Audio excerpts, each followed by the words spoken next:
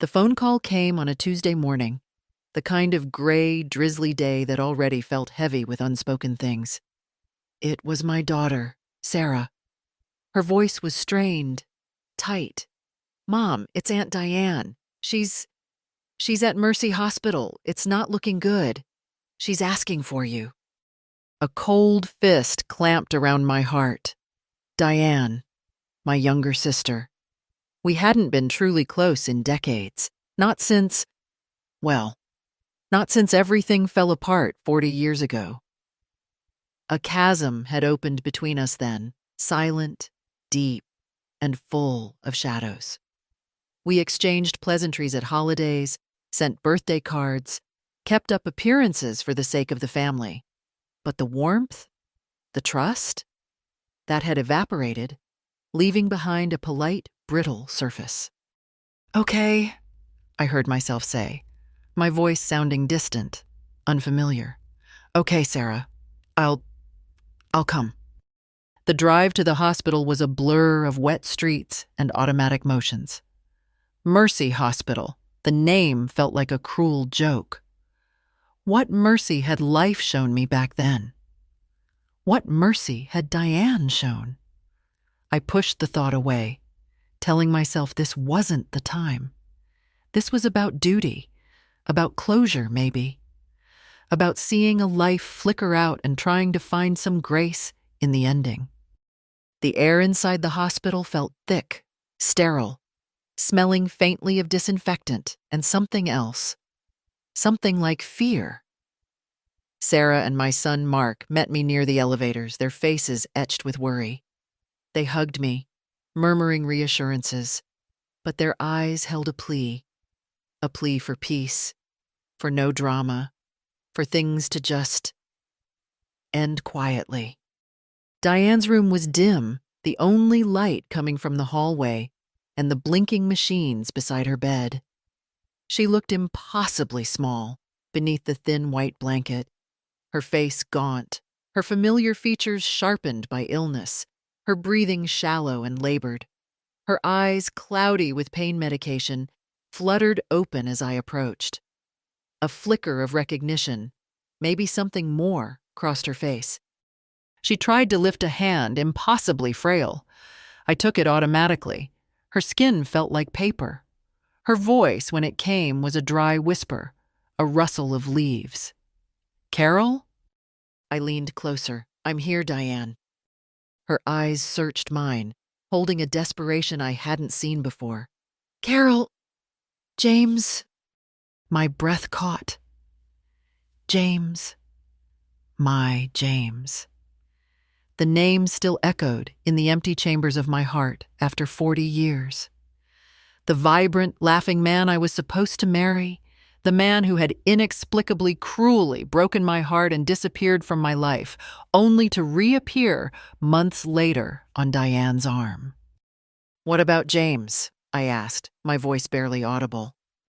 Diane squeezed my hand with surprising strength. Her eyes locked onto mine, filled with a terrible urgency, a need to unburden herself before the final curtain fell. "It was me, Carol. It was all me. It was—" Confusion clouded my mind. "What was you, Diane?" "The lies," she rasped, each word an effort. "The things I told him about you. 40 years ago. I made them up. Horrible things. I wanted him. I saw how happy you were. And I wanted it. I lied to him, Carol. I told him you said terrible things about his family, that you were seeing someone else. Anything. Everything. I broke you two up. He believed me." Her breath hitched in a sob, a rattling sound in her chest. "He left you because of me. And then I married him." "Oh, Carol, I'm so sorry. So sorry." The world tilted. The beeping machines faded into a dull roar. Her words hit me not like a revelation, but like physical blows. knocking the air from my lungs, cracking open scars I thought had long since healed over. 40 years. 40 years of a dull ache, a persistent question mark hanging over my life, a sense of loss I could never fully name or understand. 40 years of thinking I wasn't good enough, that I had done something wrong, that James's love had simply vanished. And all along, it was her, my own sister. Standing beside me at family gatherings, smiling politely, living the life that should have been mine, built on a foundation of lies. The confession hung in the air, thick and poisonous. I felt numb, frozen. I couldn't speak, couldn't move. I just stared at her, at the wreck of the woman in the bed who had wrecked my youth, my trust, my heart. The apology, choked out in her dying breaths, felt grotesquely inadequate. A tiny bandage on a gaping wound that had festered for 4 decades. Sorry? Sorry didn't give me back my stolen future. Sorry didn't erase the years of quiet grief, the path my life had taken because of her venomous envy. I don't know how long I stood there, Diane's paper-thin hand still clutching mine, her ragged breathing filling the silence. Eventually, a nurse bustled in, checking machines, adjusting pillows. It broke the spell. I gently pulled my hand away. Diane's eyes were closed now, exhaustion, or perhaps the relief of confession, claiming her. I stumbled out of the room, leaning against the cool corridor wall, trying to breathe. Sarah and Mark were there instantly, their faces anxious. "Mom, what happened? What did she say?" Sarah asked, her hand on my arm. I couldn't form the words. How could I explain the enormity of it? That the sister they knew, the aunt who spoiled them, had deliberately, maliciously destroyed my happiness? I must have looked utterly devastated because Mark put an arm around my shoulders. "Mom, whatever it is, she's sorry. You can see that. She's... You know..." He didn't finish the sentence. He didn't need to. Sarah nodded, her eyes pleading. "She's asking for forgiveness, Mom. It was a long time ago. Maybe it's time to just forgive and forget? For peace? For the family?" Forgive and forget. The words bounced off the hard shell of my shock. Forget 40 years of wondering why? Forget the man I loved turning his back on me without a real explanation? Forget the life I might have had? Forget the casual cruelty of my own sister smiling at me across the Thanksgiving table year after year, knowing what she had done? It felt like asking me to erase myself, to pretend the deepest wound of my life was just a scratch. If you're listening to this story, thank you so much for being here. Let us know where you're joining us from in the world, and don't forget to subscribe to become part of our growing community. I didn't answer my children. I couldn't. I saw the situation through their eyes. Their aunt was dying. Dredging up old history wasn't going to help anyone. Peace was paramount. They hadn't lived through it. They didn't understand the years of phantom pain, the shadow that loss had cast over everything, even my subsequent marriage to their father, a good, steady man I had cared for deeply, but never with that same incandescent spark I'd felt for James. He had passed away 5 years ago, leaving me in this quiet house filled with memories, some sweet, some now unbearably tainted. I looked at my children, my loving, well-meaning children, and felt a profound sense of isolation. They wanted me to smooth things over, to perform the role of the forgiving matriarch. But Diane's confession hadn't brought peace. It had brought chaos. It had ripped open the past and thrown it, bleeding and raw, at my feet. Forgive? Maybe someday. Forget? Never. And something else stirred within me, beneath the shock and the pain. A flicker of defiance. No, I couldn't just forget. I needed to understand. I needed the whole truth, whatever that meant. I mumbled something about needing air and walked away from them, down the long, sterile hallway. I returned home later that day to my empty house. It felt different, colder. The familiar rooms echoed with Diane's whispered confession. Every photograph seemed to mock me. There was one of Diane and James at their wedding, Diane radiant, James smiling stiffly beside her. I'd always thought he looked uncomfortable. Now I wondered if it was guilt. Had he ever suspected? Or had he simply been a fool, easily swayed by her lies? 40 years. Had I really been mourning a lie for 40 years? Or was there more? The question lodged itself in my mind, a persistent splinter under the skin. Diane's confession felt almost too neat, a deathbed cleansing that conveniently placed all the blame on her. But what about James? Why had he believed her so readily? Why hadn't he come to me, demanded answers, fought for us? Had our love been so fragile? Diane passed away 2 days later, peacefully, they said. The funeral preparations began, a whirlwind of hushed phone calls, flower arrangements, and awkward condolences. I moved through it all in a daze, performing the necessary tasks, nodding politely, accepting sympathies from people who murmured about what a lovely woman Diane had been, how devoted she and James were. Each word was a fresh stab. James was there, of course. Older, grayer, heavier, but unmistakably him. He approached me after the service, his expression carefully somber. "Carol," he said, his voice lower, gravelly now, "I'm so sorry for your loss." My loss? The irony was suffocating. I met his gaze, searching for any flicker of guilt, any hint that he knew the truth Diane had confessed. There was nothing. Just a practiced sadness, perhaps a touch of discomfort at seeing me. Or was I imagining it? "Thank you, James," I managed, keeping my voice steady. "It was peaceful for her at the end, I think." He nodded, seeming relieved to have performed his duty. "Yes, she was a wonderful woman. 40 good years." He squeezed my arm briefly, a gesture meant to be comforting, then turned away to greet someone else. 40 good years. Built on my heartbreak. The casualness of it, the utter lack of awareness, fueled a cold anger within me, replacing some of the numbness. My children watched me, their expressions anxious, ready to intervene if I showed any sign of causing a scene. I wouldn't. Not here.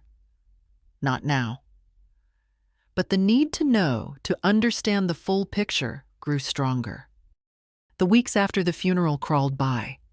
The casseroles stopped arriving. The sympathy cards dwindled. Life was supposed to return to normal, but my internal landscape had been irrevocably altered. The quiet of the house pressed in on me.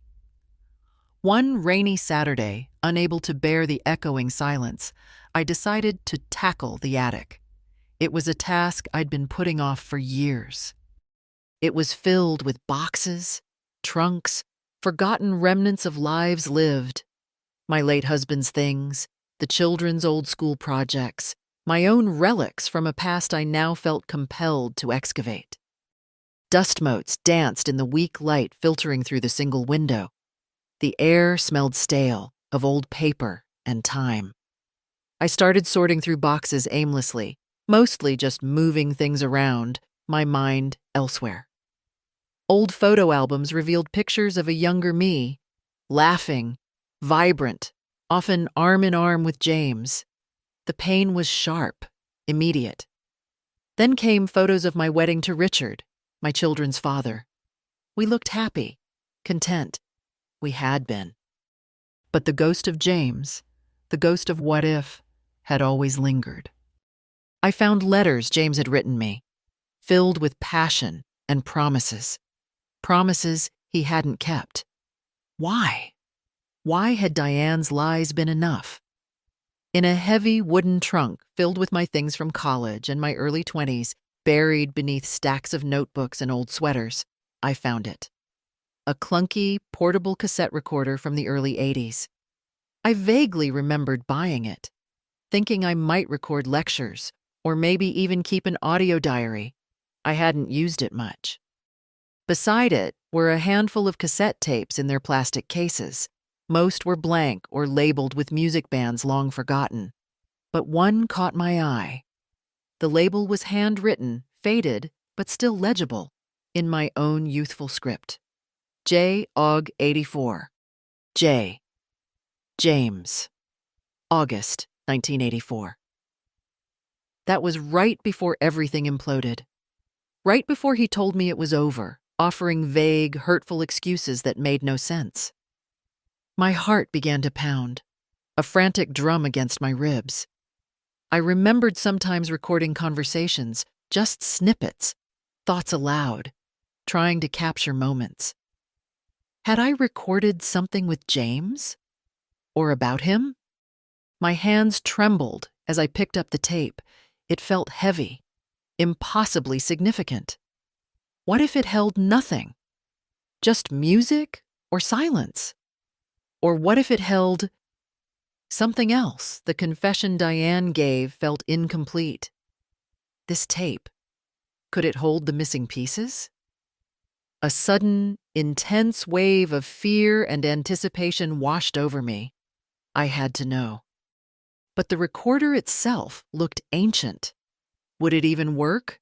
And if it did, where could I find batteries old enough? Or maybe it needed a plug I no longer had.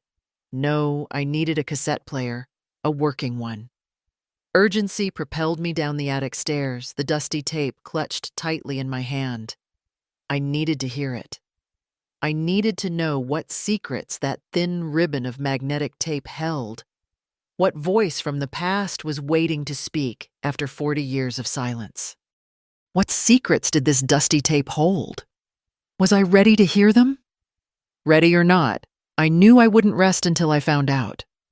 The truth, however painful, felt like the only path forward. The next day felt charged with nervous energy. Finding a working cassette player in this digital age proved more challenging than I expected. My kids didn't own one, of course. Stores didn't sell them anymore. Finally, I found a dusty, second-hand electronics shop tucked away on a side street downtown. The owner, an elderly man with thick glasses, rummaged in a back room and emerged triumphantly with a small, boxy Sony player. "Should work," he grunted, plugging it in to demonstrate. It whirred to life. I paid him, my hands shaking slightly as I took the player. Back home, I carried it into the living room, my sanctuary, the place where I usually read or watch television. But today, it felt like an operating theater. I sat in my favorite armchair, the cassette player on the small table beside me. I took a deep breath, my heart hammering against my ribs. The tape felt cold in my hand. J. Aug. 84. With trembling fingers, I opened the cassette player's lid and slotted the tape inside. Click. I hesitated for a moment, my finger hovering over the play button. What if it confirmed Diane's story exactly? What if it was just noise? Or worse, what if it revealed something even more shattering? There was no turning back now. I pressed play. The machine whirred. There was a hiss, the sound of empty tape, then a crackle, and then a voice. My voice, younger, higher pitched, full of an earnestness that made me wince. "Just don't understand, James," my younger self was saying, her voice tight with confusion and hurt. "Last week, everything was perfect. We were talking about invitation designs, and now you're saying you can't? That it's over just like that? What happened?" Then another voice. His voice. James. Hearing it after 40 years, even distorted by the cheap microphone and aging tape, sent a jolt through me. He sounded strained, uncomfortable. Carol, listen, it's complicated. Things change, people change. But what changed, James? My younger voice pleaded. Did I do something? Say something? There was a pause, filled with static. Then James spoke again, his voice lower, faster. Look, Diane told me. She said you weren't sure, that you felt pressured, that you'd said some things about my family, questioning if we were really compatible, if their background was suitable. My jaw tightened. Those were the lies Diane had confessed to. So the tape confirmed her story. A wave of weary anger washed over me. But then the conversation continued, taking a turn I never could have anticipated. Diane said that? My younger self asked, incredulous. James, that's not true. Why would I say that? I love your family. And I love you. You know I do. Diane, she must have misunderstood, or... It doesn't matter if she misunderstood, Carol, James interrupted, and his tone shifted. It lost the strained quality and gained something else, a coldness, a decisiveness that chilled me to the bone even now, 40 years later. Maybe she just brought things to light. Brought what to light? I heard my younger self ask, bewildered. That maybe this isn't right, James said. There was another pause. I could almost hear him searching for words, or perhaps steeling himself. Look, Carol, it's not just what Diane said. Her family. They're very fond of me. Her father has talked about opportunities, stability, a clear path forward. My breath hitched. Stability? Opportunities? Was he talking about money? Influence? My younger voice sounded utterly lost. What does Diane's family have to do with us, James? With our love? And then came the words that shattered the carefully constructed narrative of the past 40 years. The words that Diane, in her self-serving confession, had conveniently omitted. James's voice was flat, almost matter-of-fact. Maybe the love isn't enough, Carol. Maybe I need more than just love. Maybe this whole thing with Diane, maybe it's a sign, an easier way out. Easier way out. The tape kept playing, recording my shocked silence. Then my heartbroken sobs, James's awkward, inadequate attempts to placate me before making his escape. But I barely heard it. Those words echoed in the room, in my head, louder than any griefs.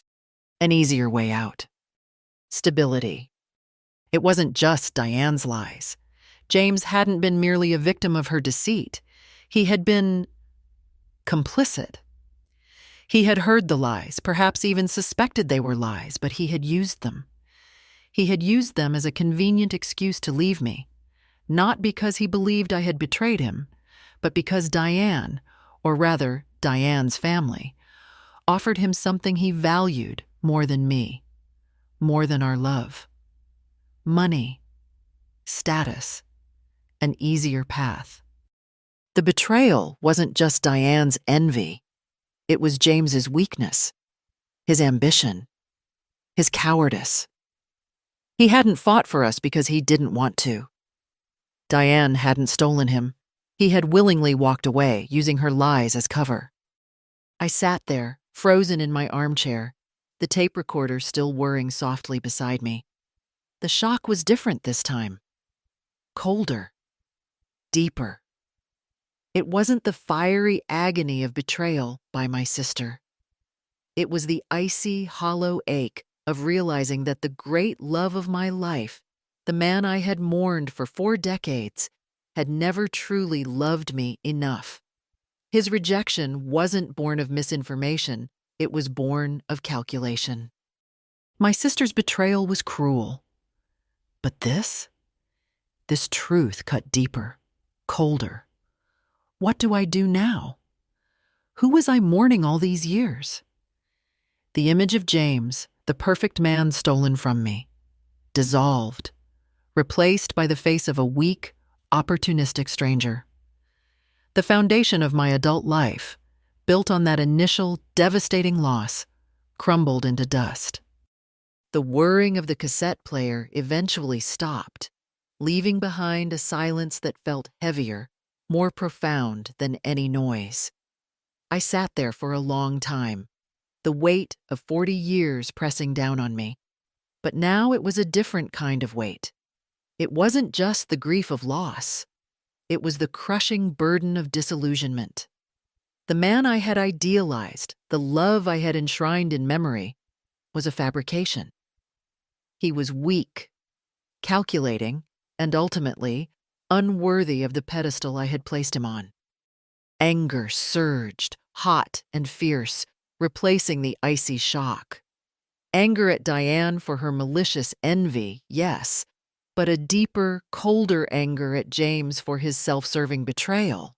He hadn't just been deceived. He had been an active participant in my heartbreak, choosing ambition over love, convenience over integrity, and anger at myself, too.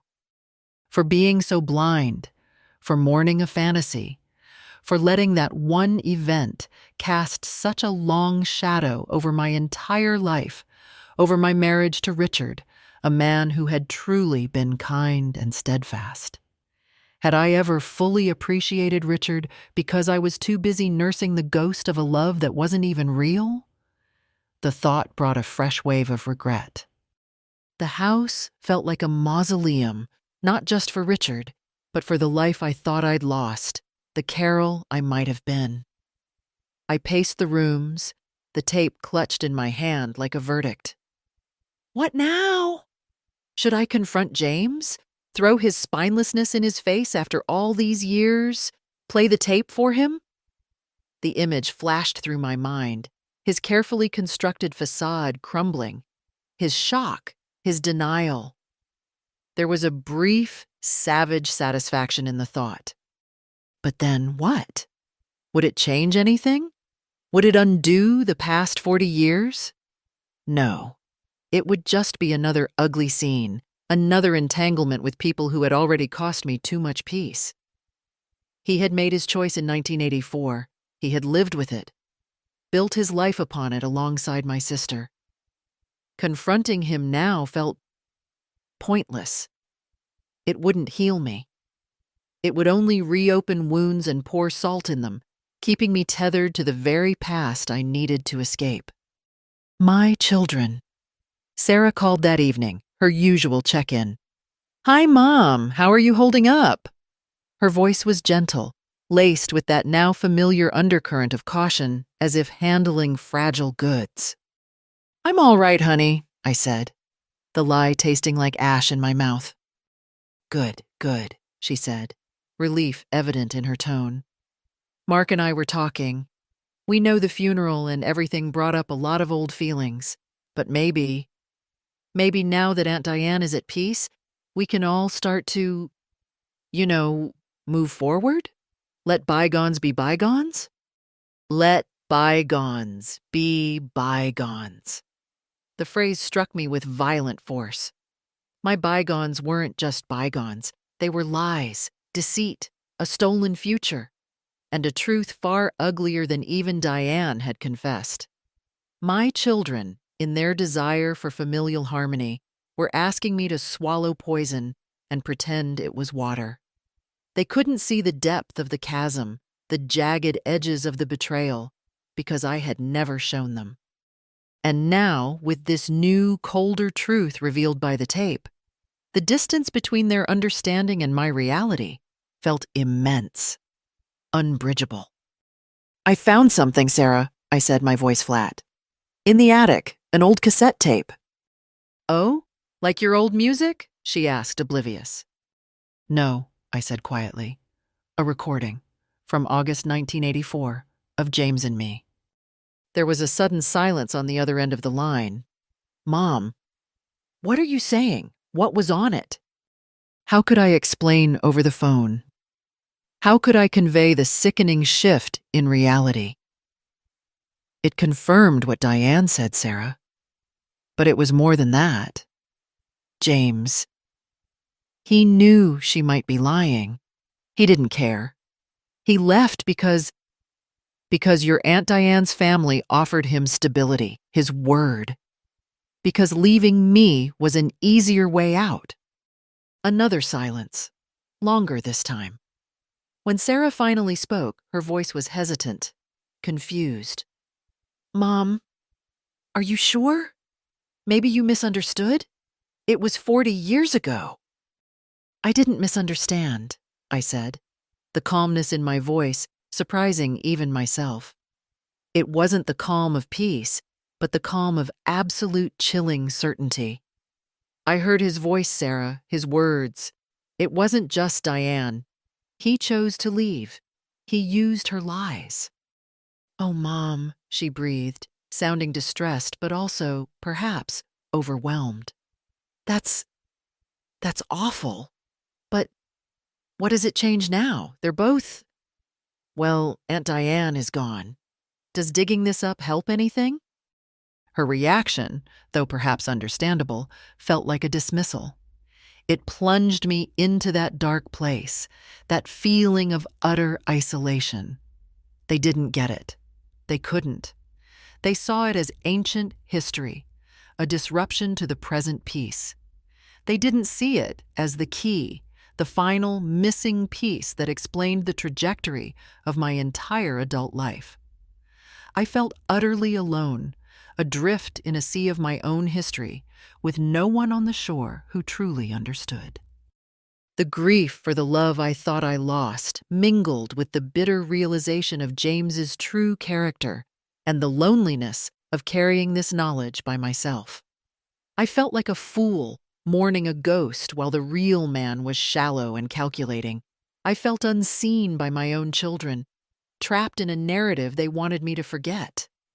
This was the bottom, the dark night. I ended the call politely, promising Sarah I wouldn't do anything rash. But as I hung up, something inside me shifted. I walked into the bathroom and looked at myself in the mirror. The woman staring back looked tired, lines etched around her eyes and mouth, her hair streaked with gray. But her eyes held a spark. Not of anger anymore, but of something else. Resolve. The tape hadn't just brought pain, it had brought clarity. Excruciating clarity. Diane hadn't ruined my life. James hadn't ruined my life. They had certainly dealt cruel blows, altered its course irrevocably. But I had allowed their actions, the lies and the silences, to define my internal landscape for far too long. I had mourned a lie. I had carried a torch for a coward. I had let their choices dictate my sense of self-worth. No more. The truth, this ugly, complicated 40-year-old truth, wasn't a weapon for revenge. It wasn't a burden to crush me. It was mine, and I could choose what to do with it. Forgiveness, the kind my children were urging, felt cheap, like putting a flimsy lid on a toxic well. Forgetting was impossible. But freedom was acknowledging the whole truth, integrating it, and then walking away from the wreckage, not looking back. Freedom was reclaiming my narrative, my life, my future. Revenge wouldn't heal me. Forgiveness felt hollow, but freedom?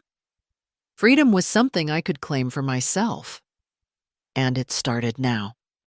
The next morning, I woke with a sense of purpose I hadn't felt in years. The path forward wasn't about confronting James or dwelling on Diane's final moments. It was about me. It was about honesty, first with myself, and then with the people who mattered now, my children. I spent the day writing, not in a journal, but a letter. A long letter addressed to Sarah and Mark. I didn't pour out unrestrained anger or bitterness. Instead, I calmly, factually laid out the sequence of events, starting with Diane's confession, the confusion and pain it caused, and then the discovery of the tape. I transcribed the crucial parts of the conversation with James, his words about stability and an easier way out. I explained what hearing that tape meant to me, the realization that James's departure wasn't just a result of Diane's manipulation, but a conscious choice he made based on his own self-interest. I wrote about the 40 years of quiet grief, the unanswered questions, the feeling of inadequacy that had subtly colored my life. I acknowledged their desire for peace and family harmony, but I explained, gently but firmly, why forgive and forget was not only impossible but also unfair to ask of me. Peace cannot be built on silence and denial, I wrote. Your Aunt Diane's confession was only half the story. This tape revealed the rest, the part that explains why the wound never truly healed. James didn't just believe her lies. He used them as a convenient excuse to pursue what he valued more than our love. Understanding this doesn't mean I want to lash out or create more drama. It means I can finally understand the full truth of what happened to me, to the young woman I was. I need you both to understand this, I continued. Not so you will condemn James or think less of your aunt's memory, necessarily, but so you can understand me, so you can understand the weight I've carried and why I cannot simply move on as if it were nothing. Acknowledging this truth, however painful, is the only way I can truly be free of it. And I am choosing freedom. I've decided to sell the house. This house full of echoes and ghosts. I want to travel, see new places, maybe take that art class I always talked about. I need to build a future that isn't defined by the losses of the past, but by the possibilities of the present. This isn't about running away. It's about running towards myself. I sealed the letter, my hand steady. Then I called Sarah and Mark and asked them to come over for dinner that evening. There's something important I need to share with you both, I said, keeping my voice even. That evening, sitting in the living room where I had listened to the tape, the air felt different, charged, but not with dread, with anticipation. After a simple meal, I handed them the letter. Please, I said quietly, read this. Together. I watched their faces as they read, Sarah's brow furrowed in concentration, Mark's expression growing more serious with each page. The silence stretched, broken only by the rustle of paper. When they finished, they looked up, their eyes wide. Sarah looked stunned, tears welling up. Mark seemed to be processing, his gaze fixed on the letter as if trying to reconcile this new information with everything he thought he knew. Mom, Sarah whispered, her voice thick with emotion.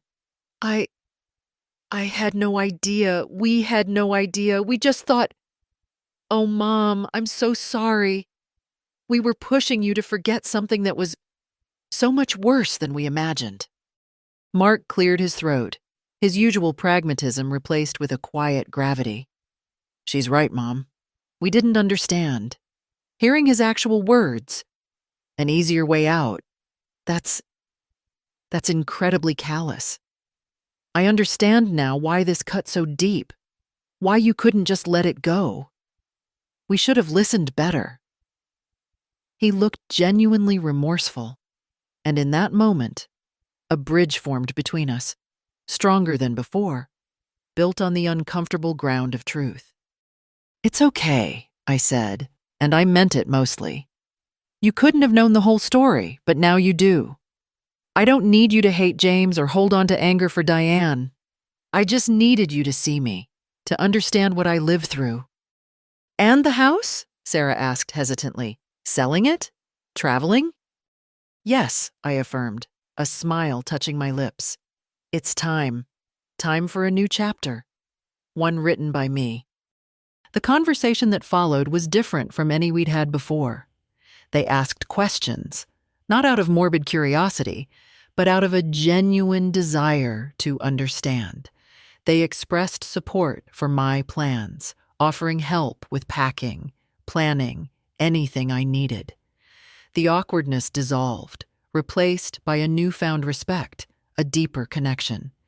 They saw me not just as their mother, but as Carol, a woman who had endured, survived, and was now choosing to thrive. In the weeks that followed, action became my antidote to memory. I called a realtor, a bright, efficient woman who saw the house not as a repository of sad history, but as a property with good bones. We put it on the market. I started sorting through decades of accumulated belongings. It was cathartic. Photos of James and Diane went into the trash bin without ceremony, without anger, just a sense of detachment. They were part of a story that was no longer mine. Photos of Richard, of the children growing up, of holidays and ordinary moments. Those I kept, cherished. My life hadn't been entirely defined by that early heartbreak. There had been joy, love, and meaning, even if shadowed by that old grief. I booked a flight to Italy, a place I'd always dreamed of visiting. I signed up for a local pottery class, something I'd dismissed as frivolous before. Getting my hands dirty with clay felt grounding, creative, the opposite of being stuck in the past. The house sold quickly. Packing the last box felt symbolic. I wasn't just closing a lid on cardboard. I was closing a chapter of my life. Diane was gone. Her final act, a mixed offering of confession and perhaps unintended liberation for me. James was out there somewhere, living his life built on stability. I rarely thought of him now, and when I did, it was with a kind of detached pity. He had made his choice, traded love for comfort, and had likely lived a life constrained by that decision, whether he admitted it to himself or not. His punishment wasn't my concern, it was the life he had chosen. My new life began not with a dramatic flourish, but with quiet moments of peace.